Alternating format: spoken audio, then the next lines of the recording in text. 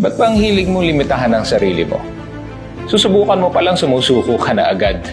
Siguro nalilimitahan ka, iniisip mo, paano kaya ito? Baka hindi ko kaya. Baka mamaya hindi mag-workout. O paano natin malalaman kung hindi mo susubukan? Subukan mo. Try it. And perhaps you might find success in this endeavor. And you never really know. You would never truly know unless you try.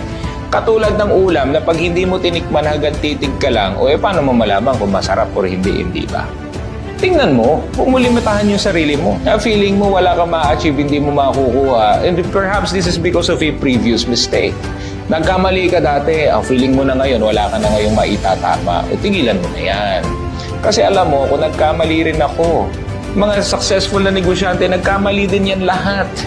But we did not let that stop us from trying again. Never limit yourself. Kasi alam mo, ikaw lang naman ang nagbibigay ng limitasyon. Tanggal